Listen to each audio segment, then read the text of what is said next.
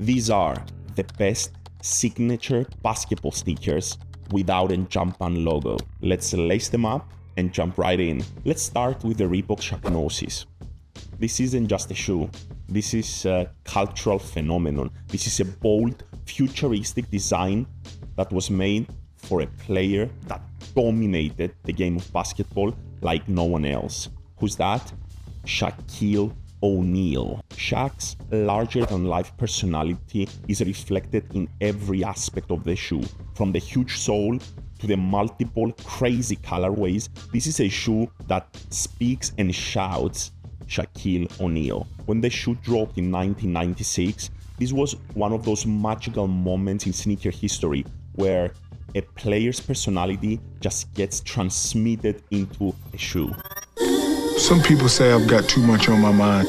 Movies, music, toys. Correction. There's only one thing in my head: the championship. The sneaker was oozing power, it was oozing personality, and it was a shoe that was as bold as the player that wore it. Shaqnosis lives to this day as one of the most iconic sneakers a player has ever wore. To give you some context, during a photo shoot for the shoe's release, Shaq showed up in a Superman cape. Yeah, that's Shaq. And proclaimed himself the Big Aristotle. That's a nickname that would follow him to this day when he's doing an excellent job talking and presenting the game through TNT. Next on the list is the Nike Pippen One. Much like Scottie Pippen himself, this shoe is often overlooked in the pantheon of great sneakers. In my opinion, this is a hidden gem that deserves a lot more love and attention. With its sleek, soft-spoken design, this is a basketball shoe that treads the line between on-court and lifestyle in a perfect way. During the 1997 NBA Finals, Pippen wore the shoe and he was an integral part of the Chicago Bulls' run to the title. That was a moment that cemented him as one of the best, if not the best, small forwards of all time, but also introduced him to the pantheon of sneakers for the rest of time. That's right. Yeah, Nike Air Max up-tempo. Man, has that guy got some moves. Oh, you said it. Scottie sure seems to be the big threat tonight. Here's the inbounds pass. Can't find anybody there. Spin, he shoots. He scores! Oh, there's a nice move right there. Most of you might know Scottie Pippen and sneakers through a different shoe. And I'm talking about this one. Yeah, the Air Max up-tempo is an amazing shoe, and it was popularized by Scottie Pippen himself, but not many people know that it wasn't actually designed for him. It's not even a PE. It just looked amazing on him, and it just came to light, came to popularity because Pippen wore it on the floor, both for the Chicago Bulls and Team USA. Moving on the list is none other than the Penny Foamposite. The Foamposite is a shoe that's equal parts futuristic and retro, two components that usually don't work well together, but in this case, boy oh boy do they work together. While the shoe's moldy design is what makes it a big hit to this day amongst sneaker enthusiasts, it's the man behind the shoe that gives the shoe the layered story it deserves. Penny was one of the most electrifying players the 90s ever saw. Before MJ, Penny was the man. Yes, sir! It is Penny time! Hardaway, hammer time! The Anthony Penny Hardaway show has begun. From his quick, explosive game on the court to the attention he got from the media, the adverts, everything around Penny Hardaway was just clicking, and sneakers was probably the best out of all those things. When the Foamposite dropped in 1997, it was like something straight out of a sci-fi movie. Its futuristic design and its sleek, mold-like appearance was something that the shoe game had never seen before.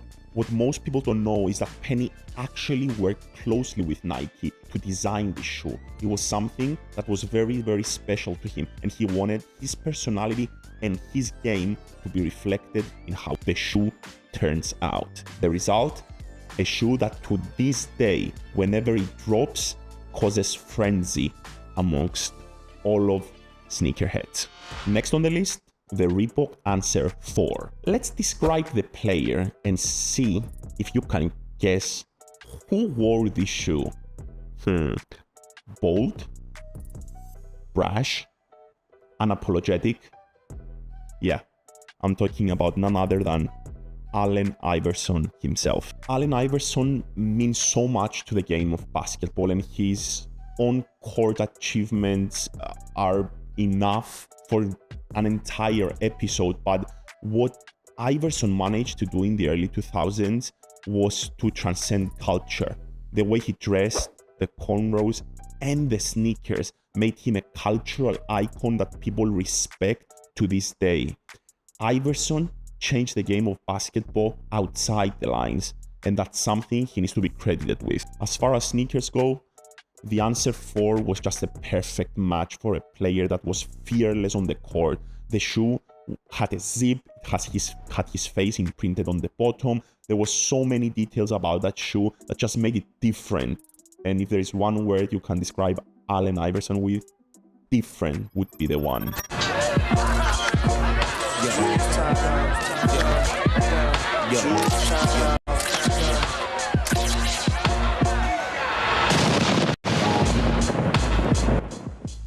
Moving on is the Nike LeBron 8 South Beach. When it comes to LeBron James, we all know that for the entirety of his career, he was and has been compared to Michael Jordan. Anything LeBron does begs the question, did Jordan do it better? How was Jordan better in this? How was Jordan better in that? When it comes to shoes, the debate is not even close, because LeBron James' shoes were nowhere near as successful or iconic as MJ's. But when the Nike LeBron 8 South Beach dropped, the storyline and the narrative changed just a little bit. That was the first real shoe that caused frenzy amongst fans to go and get it. When it dropped in 2010, it coincided with one of the most controversial moves in NBA history. LeBron left the team that drafted him, his hometown, Cleveland Cavaliers, and he moved his talent to South Beach to join the Miami Heat. The answer to the question everybody wants to know. LeBron, what's your decision? In this fall, man, this is very tough. In this fall, I'm going to take my talents to South Beach and join the Miami Heat. While the decision did not make him particularly popular, the shoes that came with that decision definitely did. That was the first time in sneaker culture that LeBron was discussed as one of the greats. That shoe put him over MJ? Nope. When it comes to shoes, MJ is definitely the GOAT. The Nike LeBron 8 South Beach, though, is one of those models, one of those silhouettes that had such an impact amongst people that it still remains as one of the greatest shoes in LeBron James's shoe line. Next on the list, Nike Air Max 2 CB94. Charles Barkley may be known for not winning a chip and having epic arguments with Shaq on TV, but for those of you that want to go back and check some of his highlights in his career, Charles was one heck of a player. That's the 8th rebound already. Barkley, nobody cut him off. Barkley went all the way for the slam. They call that coast to coast. His rebounding ability, his explosiveness, his power for being so undersized made him one of the most hybrid players the game has ever seen. His bold personality and his playing style were reflected in the 1994 Nike Air Max 2 CB. That was a shoe that was really ahead of its time. The litmus test for a shoe is whether it stands the test of time. And the CB, whenever it drops these days, is a shoe that is one of the most highly coveted shoes among sneakerheads. That's one I actually want to get in my own collection. Charles, hats off for that one. This list would not be complete without Kobe Bryant. The Nike Kobe 6 Grinch is one of those shoes that not only stands the test of time, the more time goes by, the better it becomes. This shoe debuted in 2011 during the Christmas Day game. You see some of the sneakers the players are wearing a little different, little Christmas present as Kobe Bryant handed them out on courtside. Since then, sneakerheads around the world will do anything to get their hands on a pair. The snake-like feel, the flywire technology, the bold coloring, that's a shoe that belongs in every sneaker collection around the world. In classic Kobe-style fashion, the shoe wasn't just debuted on a big game. Kobe made sure that he had a monster performance in that game. And for those who remember, he even had a very memorable dunk over LeBron James. Next on the list, Nike Air Zoom Flight 98, the glove. This shoe was designed for one of the best defenders and trash talkers in NBA history, Gary the Glove Payton. With 3 and 7/10 seconds remaining. Oh, Payton and Jordan having some words, face to face. And Hopper guides Payton away. The actual design of the shoe resembles a glove, and it really spoke to the character, the personality, and the bravado that Payton brought to the game of basketball. The shoe's drop coincided with the rise of the Seattle Supersonics, one of the most iconic franchises in NBA history, which it's sad that it's not part of the league to this day. Payton's shoe is a sneakerhead's shoe. It's a baller's shoe. Those who know. Second to last on the list is the Adidas T-Mac One. When you're talking offensive firepower, scoring, pure ability on the ball, Tracy McGrady is one of the names that comes up. T-Mac might not have the longest career, but his peak will go up against anyone in the league. And when I say anyone, I mean Kobe and I mean MJ.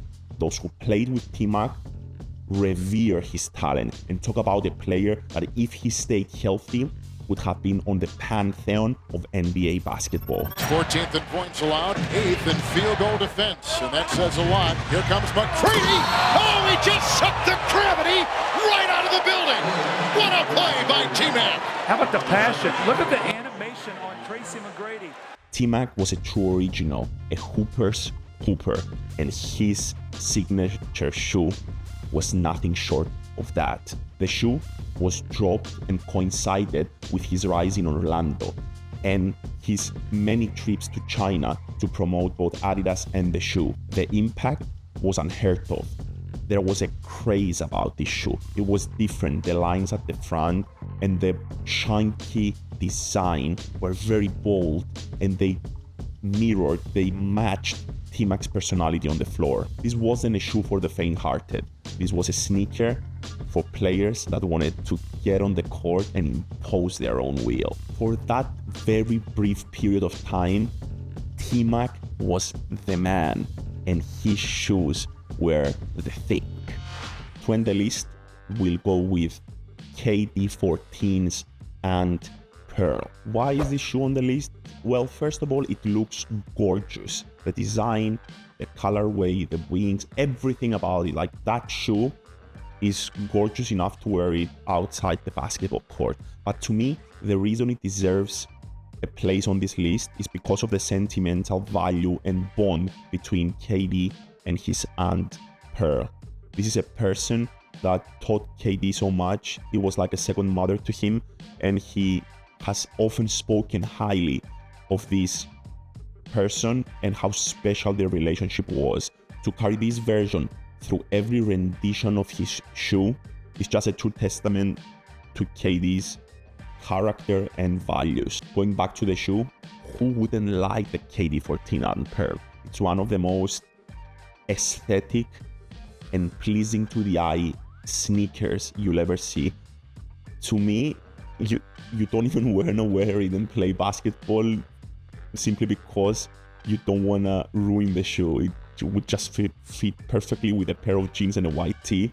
There you have it, my list of the best signature basketball sneakers without a Jumpman logo. If you think I've left a screamer off the list, I'm here for it. Just let me know in the comments.